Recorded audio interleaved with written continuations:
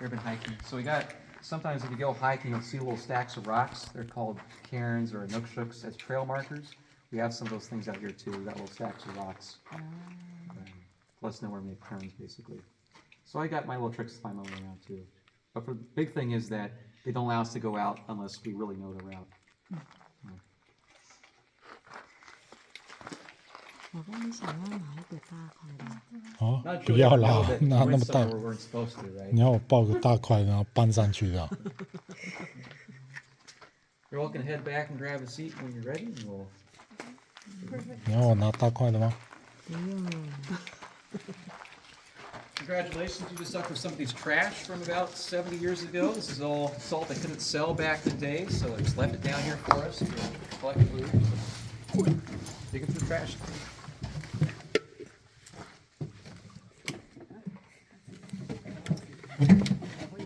Alright. And away we go.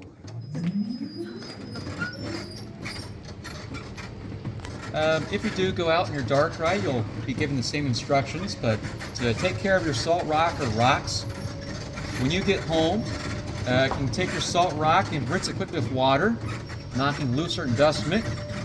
Key word is quickly. Salt is water soluble.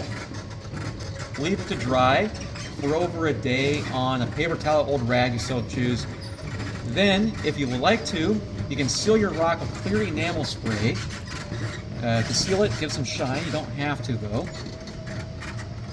If you display your salt rock on any wood, leather, or metal, make sure it does not touch the surfaces directly because salt will ruin that furniture.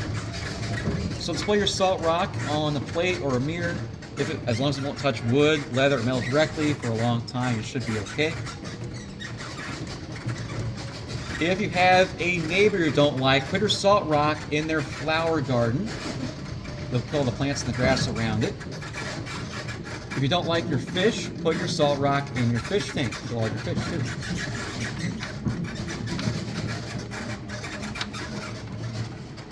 To our left here is a loading ramp that they could drive up on with their machinery full of salt. Their shuttle carts out in their gallery. They would dump their salt into a hop, which is in the pit in front of it. That hop had a conveyor belt to load up ore cars, which we're sitting the rails across and over right now.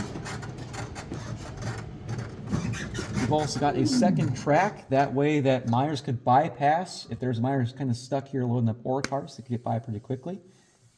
This is a hub of activity for the time. Beyond the pillar to our left was the restroom. We're not going that way.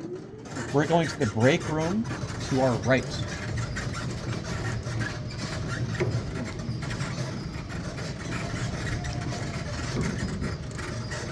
So see, here's my little stack of rocks as a guide, right?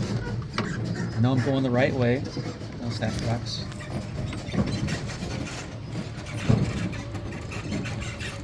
And at the break room, you get more artifacts or mining trash.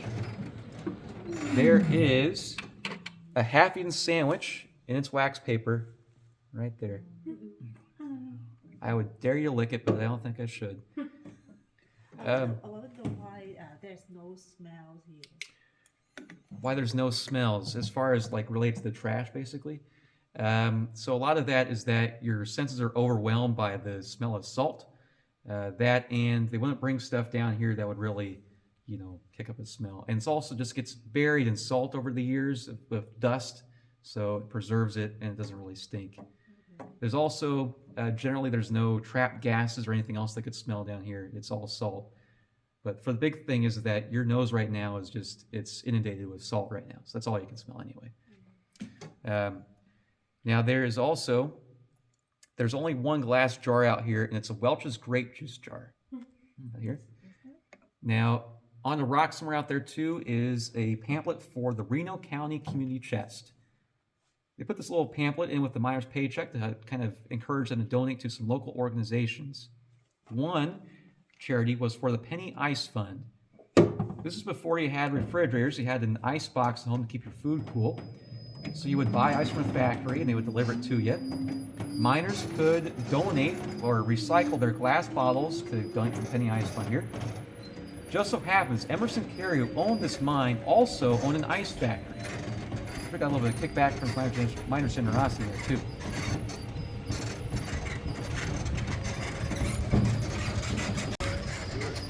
All right, so throughout the trip, I said we were headed west, north, south, east.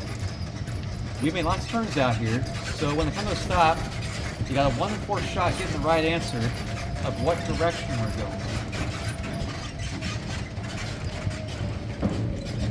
So, any idea? Pretty hard, right? Well, you can't keep track of directions, neither could the miners, because right above us here on the ceiling is a compass rose.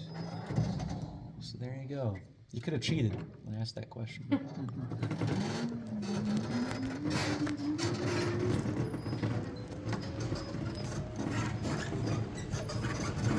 You could also remember too that the boot holes in the ceiling, they all line up. These are all east-west, so you would have known that we were going east or west, depending on the holes up there. So let's talk about the stacks of rocks a second ago as little trail markers on the salt pile. At one point, there was a newbie miner underground, a new miner, who used the rocks just to show him where he was going, and painted arrows to some of them. Other miners, being a bit ornery, moved the rocks. That miner got lost for an hour on the big LHD bucket loader until I put the rocks back and showed him the way home. But pretty on. We're back near our entrance. We're passing through the stretch tractors, the extra long pillars. Beyond the curtain up ahead is the train ride.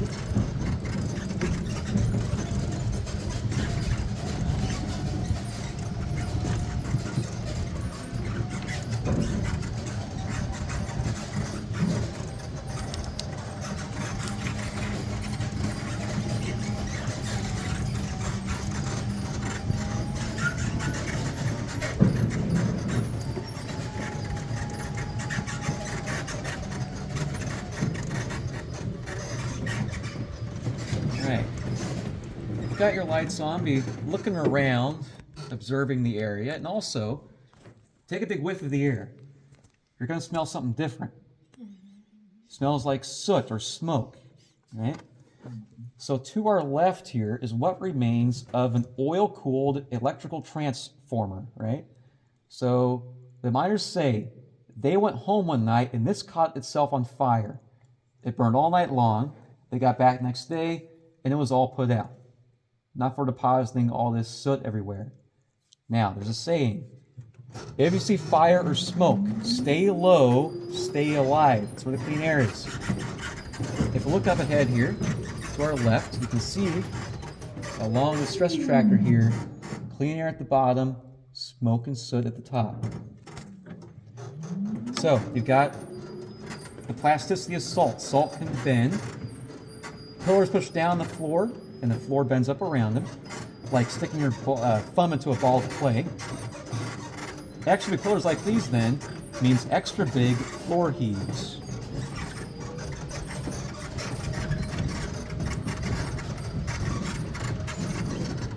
Like the one to our left. So, when miners blasted out here, that floor was at the same level that we are, but over the years, has bubbled up like that. 15 years ago, when the museum first opened, you could walk across it. Now you're lucky to crawl across it. Come back in 15 years' time, who knows where it'll be at that point. Floors will typically are hollow underneath them, because beneath us, a couple feet, is a layer of anhydrite. Anhydrite is a mineral that is not plastic, so it will not bend, but the salt above it can, making a big bubble like that in the floor. Kind of weird, the floor moving the salt mine. Just one of those things. Passing by another trash pile here to our left, with some empty plastic cap boxes, disused light bulbs and wire. More of those blasting tags too. Concerningly, I've noticed beside these boxes labeled high explosives, there's a little colony of cigarette butts out here. But I don't know. They're all empty, of course, all these boxes. So, a couple hours ago, you'd be interested in trash, paint on the ceiling, and holes in the wall, but it's all kind of interesting. And we're going to pass back through that curtain again, so our tour is basically at its end. But one last thing I can show you